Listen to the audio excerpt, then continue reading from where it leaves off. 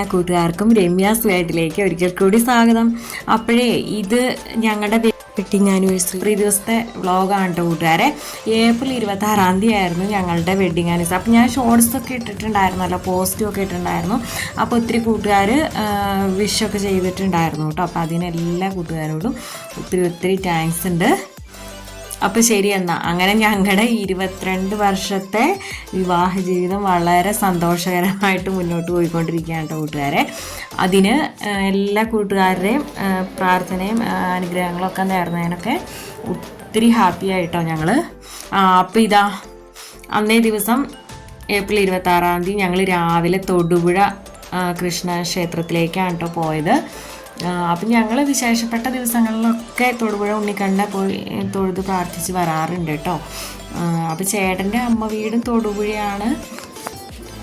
അടുത്താണ്. അപ്പോൾ ചേട്ടനും ഭയങ്കര ഹാപ്പിയാണ് കേട്ടോ. അവിടെ പോയി തൊഴുതിട്ട് വരുമ്പോൾ ഒരു പ്രത്യേക ഒരു പോസിറ്റീവ് വൈബാണ് ചേട്ടന്.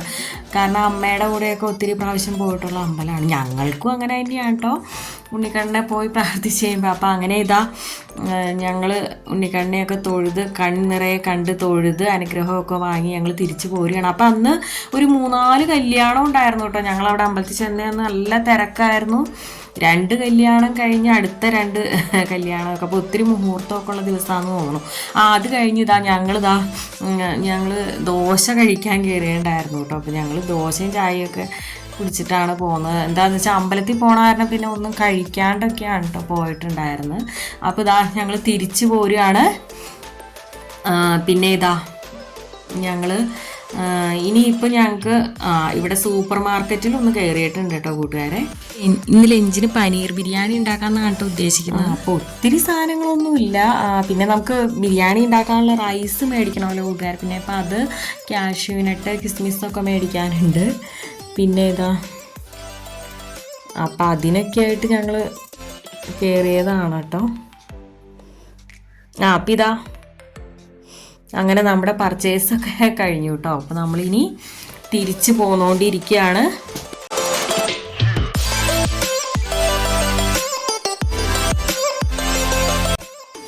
അപ്പം അങ്ങനെ നമ്മൾ ഏകദേശം വീടെത്താറായിട്ടുണ്ട് കേട്ടോ കൂട്ടുകാരെ.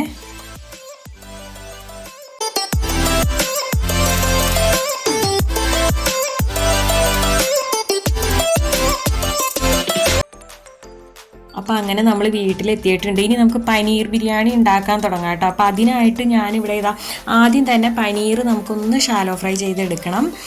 അതിനായിട്ട് ഞാൻ അതിലേക്ക് മഞ്ഞൾപ്പൊടി, മുളക് പൊടി, ഉപ്പ്, സ്വല്പം ചാറ്റ് മസാല, അപ്പോൾ ഇത്രയും ഒന്ന് പുരട്ടി ഒരു 15 മിനിറ്റ് വച്ച് കേട്ടോ. എന്നിട്ടാണ് നമ്മളിതൊന്ന് ഫ്രൈ ചെയ്തെടുക്കണം. അപ്പോൾ കൂട്ടുകാർക്ക് അറിയാലോ, ഇത് ഒത്തിരി അങ്ങോട്ട് ഹാർഡായി പോകരുത്. ഫ്രൈ ചെയ്യുമ്പോൾ നമ്മൾ ഒത്തിരി അങ്ങോട്ട് ഡ്രൈ ആക്കി എടുത്താൽ ഇതങ്ങോട്ട് വല്ലാണ്ട് ഹാർഡായി പോകട്ടോ. അപ്പോൾ ഒന്നിനും ഒരു ടേസ്റ്റും ഉണ്ടാവില്ല കേട്ടോ പനീർ. എപ്പോഴും നമ്മൾ ജസ്റ്റ് ഒന്ന് ഫ്രൈ ആയാൽ മതി. നല്ല സോഫ്റ്റായിട്ട് ഇരിക്കണം പനീർ, അതാണ് കേട്ടോ അതിൻ്റെ ടേസ്റ്റ്. അപ്പോൾ ഞാനത് ഫ്രൈ ചെയ്ത് മാറ്റി വെച്ചിട്ടുണ്ട്. ഇനി നമുക്ക് അടുത്തതായിട്ട് ആ പാനിലേക്ക് തന്നെ സ്വല്പവും കൂടെ വെളിച്ചെണ്ണ ചേർത്ത് കൊടുത്തിട്ട് സവാള നീളത്തിൽ അരിഞ്ഞത്, കനം കുറച്ച് അരിഞ്ഞതും, പിന്നെ തക്കാളിയും പച്ചമുളകും ഒക്കെ ഇട്ട് നമ്മളൊന്ന് വഴറ്റി എടുക്കുന്നുണ്ട്. പിന്നെ ഞാൻ ആദ്യം തന്നെ ഈ സവാള കുറച്ച് ഫ്രൈ ചെയ്ത് മാറ്റി വെച്ചിട്ടുണ്ട്. അതുപോലെ തന്നെ കാഷ്യൂനട്ടും കിസ്മിസും ഒക്കെ നെയ്യിലൊന്ന് ഫ്രൈ ചെയ്ത് മാറ്റി വെച്ചിട്ടുണ്ട്. നമ്മുടെ പനീറും ഫ്രൈ ചെയ്ത് ഞാൻ എടുത്ത് വെച്ചിട്ടുണ്ട്. അപ്പോൾ ഈ സവാളയും തക്കാളി എല്ലാം വഴന്ന് മൂത്ത് വന്നപ്പോൾ നമ്മളതിലേക്ക് പൊടികൾ ചേർത്ത് കൊടുക്കുകയാണ്. അപ്പോൾ കൂട്ടുകാർക്ക് അറിയാമല്ലോ, ജസ്റ്റ് സ്വല്പം മഞ്ഞൾപ്പൊടി, മുളക് പൊടി, പിന്നെ ഗരം മസാല, പിന്നെ ഞാൻ ചേർത്തിരിക്കുന്നത് സ്വല്പം ബിരിയാണി മസാല എൻ്റെ കയ്യിൽ ഉണ്ടായിരുന്നു. അപ്പോൾ ഞാൻ അതും സ്വല്പം ചേർത്ത് കൊടുത്തിട്ടുണ്ട്. പിന്നെ സ്വല്പം കുരുമുളക് പൊടി, ഇത്രയൊക്കെയാണ് കേട്ടോ കൂട്ടുകാരെ ഞാൻ ഇതിലേക്ക് ചേർത്ത് കൊടുത്തിരിക്കുന്നത്. പിന്നെ മല്ലിയില, അത് മൂത്ത് വന്നപ്പോൾ നമ്മളതിലേക്ക് സ്വല്പം മല്ലിയിലയും കൂടെ ചേർത്ത് കൊടുക്കുന്നുണ്ട്.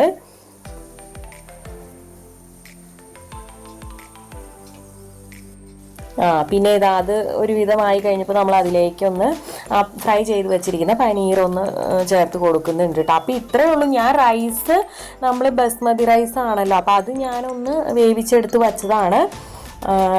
അത് ഞാൻ ഇവിടെ ഊറ്റിയെടുത്ത് വച്ചിട്ടുണ്ടായിരുന്നു. അപ്പോൾ ഞാൻ ആ പാത്രം ഒന്ന് മാറ്റിയിട്ടുണ്ട് കേട്ടോ കൂട്ടുകാരെ. അതിൽ നമുക്ക് മിക്സ് ചെയ്യാനൊക്കെ ഇളക്കിയെടുക്കാനൊക്കെ ബുദ്ധിമുട്ടായത് കാരണം ഞാൻ ഇത് വേറെ ഒരു പാത്രത്തിലേക്ക് മാറ്റിയിട്ടുണ്ട്. അപ്പോൾ അതിലേക്ക് റൈസും കൂടെ ചേർത്ത് കൊടുത്തു. പിന്നെ നമ്മൾ ആദ്യം ഫ്രൈ ചെയ്ത് വെച്ച നമ്മുടെ സവാളയും മറ്റേ കാഷ്യൂനട്ടും കിസ്മിസും ഒക്കെ ഉണ്ടല്ലോ, അപ്പോൾ അതും നമ്മൾ ചേർത്ത് കൊടുക്കുന്നുണ്ട്. പിന്നെ സ്വല്പം നെയ്യും ഞാൻ ചേർത്ത് കൊടുത്തിട്ടുണ്ട്, മല്ലിയില ഇട്ട് കൊടുത്തിട്ടുണ്ട്. പിന്നെ ഒരു നുള്ള് നാരങ്ങ നീരും കൂടെ പിഴിഞ്ഞ് ചേർത്തിട്ടുണ്ടായിരുന്നു കേട്ടോ. എന്നിട്ട് നമ്മൾ ജസ്റ്റ് ഒന്ന് അടച്ച് വെക്കുക, എന്നിട്ട് പിന്നെ മിക്സ് ചെയ്തെടുക്കുക കേട്ടോ കൂട്ടുകാരെ, അത്രേ ഉള്ളൂ. അപ്പോൾ ഇതാ ചേട്ടന് സെർവ് ചെയ്യാം കേട്ടോ. നമുക്ക് പനീർ ബിരിയാണി എങ്ങനെ ഉണ്ടെന്ന് കഴിച്ച് നോക്കട്ടെ. അപ്പോൾ ചേട്ടൻ കഴിച്ചു നോക്കിയിട്ട് നല്ലതെന്ന് പറഞ്ഞു കേട്ടോ, സൂപ്പറാന്ന് പറഞ്ഞു. അപ്പം ഞാൻ പറയാം കേട്ടോ, പനീർ കഴിച്ചു നോക്കിയില്ലോ, പനീർ എടുത്തൊന്ന് കഴിച്ചു നോക്കാൻ ഞാൻ പറഞ്ഞതാണ് കേട്ടോ. അപ്പോൾ അതെടുത്ത് കഴിച്ചു നോക്കുന്നതാണ്. അപ്പോൾ ഇഷ്ടപ്പെട്ടു കേട്ടോ, എല്ലാവർക്കും ഇഷ്ടപ്പെട്ടു, മോനും ഒക്കെ ഇഷ്ടമായി. എന്താ വെച്ചാൽ പനീർ ബിരിയാണി എന്ന് പറയുമ്പോൾ നമ്മൾ പനീർ ഒത്തിരി ഹാർഡ് ആവാതിരുന്നാൽ മതി, അത് നമ്മൾ ശ്രദ്ധിക്കണം. പിന്നെ എന്താ സാധാ ബിരിയാണി ഉണ്ടാക്കുന്ന പോലെയാണല്ലോ, അറിയാലോ. അപ്പം അത്രേ ഉള്ളൂ. അപ്പം ഞങ്ങൾ ഒരുമിച്ചിരുന്ന് ഹാപ്പി ആയിട്ട് ഞങ്ങൾ ഫുഡൊക്കെ കഴിച്ചു, ലഞ്ചൊക്കെ കഴിച്ചു. പിന്നെ ഇതാ ഇന്നിപ്പോൾ വെഡ്ഡിങ് ആനിവേഴ്സറി സ്പെഷ്യലായിട്ട് അടുത്ത ഒരു നമ്മുടെ റെസിപ്പി എന്ന് പറയുന്നത് നമ്മുടെ സേമിയ പായസം എന്ന് വെച്ചാൽ ഇത് റാഗി സേമിയ കേട്ടോ കൂട്ടുകാരെ. ഇത് രണ്ടും കൂടെ മിക്സ് ചെയ്തിട്ടാണ് കേട്ടോ ഞാൻ ഈ പായസം റെഡിയാക്കുന്നത്. റാഗി സേമിയയും പിന്നെ നമ്മുടെ സാധാരണ സേമിയ ഉണ്ടല്ലോ അതും ഞാൻ സ്വല്പം എടുത്തിട്ടുണ്ട്. എന്നിട്ട് നമുക്ക് ആദ്യം ഇതൊന്ന് ഫ്രൈ ചെയ്തെടുക്കാം, ആദ്യം ഒന്ന് റോസ്റ്റ് ചെയ്തെടുക്കാം. എന്നിട്ട് അപ്പോൾ ഇതാ നന്നായിട്ട് റോസ്റ്റായി വന്നിട്ടുണ്ട് കേട്ടോ നമ്മുടെ റാഗി സേമിയയും മറ്റേ സേമിയയും ഒക്കെ. അപ്പോൾ ഇനി ഞാനിത് ഉരുളിയിലേക്ക്, ഇനിയിപ്പോൾ ഇത് റെസിപ്പി ഞാൻ പറയേണ്ട കാര്യമില്ലല്ലോ, കൂട്ടുകാർക്ക് എല്ലാം അറിയാവുന്ന കാര്യമാണ്. പിന്നെ ഇതാ അത് നമ്മൾ പാല് ചേർത്ത് തിളപ്പിച്ചെടുക്കുകയാണ്. പഞ്ചസാരയ്ക്ക് പകരം ഞാനിവിടെ ശർക്കരയാണ് ഉപയോഗിച്ചിരിക്കുന്നതെന്ന് മാത്രം കേട്ടോ കൂട്ടുകാരെ. ശർക്കര ഉരുക്കിയെടുത്ത് ഞാൻ വച്ചിട്ടുണ്ടായിരുന്നു. അപ്പോൾ അത് ശർക്കര പാനി നമ്മൾ ഇതിലേക്ക് ചേർത്ത് കൊടുക്കുകയാണ്. സ്വല്പം മധുരം വേണം, കാരണം എന്താണെന്ന് വെച്ചാൽ റാഗി സേമിയൊക്കെ ആയ കാരണം. അപ്പോൾ ഇതാ ഇനി ഇളക്കി നമുക്കത് കുറുക്കിയെടുക്കണം. പിന്നെ ഇതാ കാഷ്യൂനട്ടും കിസ്മിസും ഒക്കെ നെയ്യിലൊന്ന് ഫ്രൈ ചെയ്തെടുക്കുന്നുണ്ട് ഞാൻ. ഏലക്കാപ്പൊടിയൊക്കെ ചേർത്തിട്ടുണ്ടായിരുന്നു കേട്ടോ, ഇത് വീഡിയോയിൽ അത് മിസ്സായതായിരിക്കും, ഞാൻ ചേർത്തിട്ടുണ്ടായിരുന്നു കേട്ടോ കൂട്ടുകാരെ. അപ്പം അങ്ങനെ ഇതാ ഇത്രേ ഉള്ളൂ. നമ്മൾ ഇതിലേക്ക് ഇനി ഫ്രൈ ചെയ്ത് വെച്ചിരിക്കുന്ന കാഷ്യൂനട്ടും കിസ്മിസും ചേർക്കുകയാണ്. അപ്പോൾ നമ്മുടെ അടിപൊളി ശർക്കര സേമിയ പായസം ഇവിടെ റെഡി ആയിട്ടുണ്ട്. ഒന്നും പറയാനില്ല കേട്ടോ കൂട്ടുകാരെ, അടിപൊളി ടേസ്റ്റ് ആയിരുന്നു കേട്ടോ. മധുരമൊക്കെ പാകത്തിനായിരുന്നു, കാരണം ഒത്തിരി മധുരം ആയാലും ഇത് കൊള്ളില്ല.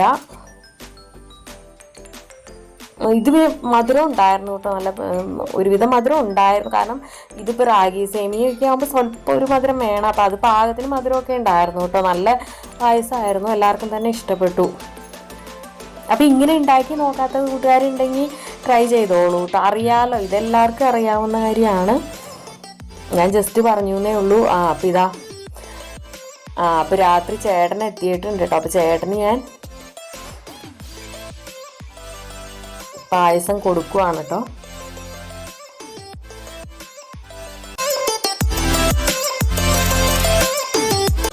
വെറൈറ്റിക്കാണ് കേട്ടോ ശർക്കര ചേർത്ത് അങ്ങനെ ഉണ്ടാക്കി നോക്കി. എപ്പോഴും നമ്മൾ പഞ്ചസാരയൊക്കെ ചേർത്തല്ലേ പായസം വയ്ക്കുന്നത്. അപ്പം ഇങ്ങനെ ഒന്നും ഉണ്ടാക്കി, പക്ഷെ അടിപൊളിയായിരുന്നു കേട്ടോ, ഒന്നും പറയാനില്ല, നല്ല ഇഷ്ടമായിട്ടുണ്ട്. അപ്പം ചേട്ടന് കൊടുത്തിട്ട് ഞാനും കഴിക്കാം കേട്ടോ.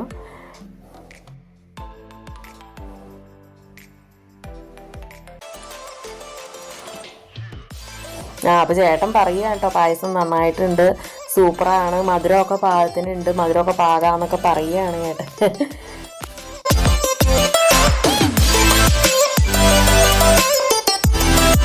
അപ്പം ഇങ്ങനെയൊക്കെ ഞങ്ങളുടെ 22ാം വിവാഹ വാർഷികം അങ്ങനെ ഞങ്ങൾ നല്ല ഹാപ്പി ആയിട്ട് അങ്ങനെ ആഘോഷിച്ചു കേട്ടോ കൂട്ടുകാരെ. അപ്പോൾ അതിൽ പങ്കുചേർന്ന് ആശംസയൊക്കെ അറിയിച്ച എല്ലാ കൂട്ടുകാർക്കും ഒത്തിരി ഒത്തിരി താങ്ക്സ് ഉണ്ട് കേട്ടോ. തുടർന്ന് നിങ്ങളുടെ സപ്പോർട്ട് വേണം കേട്ടോ കൂട്ടുകാരെ, എന്നാലാണ് എനിക്ക് മുന്നോട്ട് പോകാൻ സാധിക്കുകയുള്ളൂ. അപ്പോൾ ഇനി മറ്റൊരു നല്ലൊരു വീഡിയോ ആയിട്ട് വരുന്നത് വരെ okay tata bye bye thanks for watching.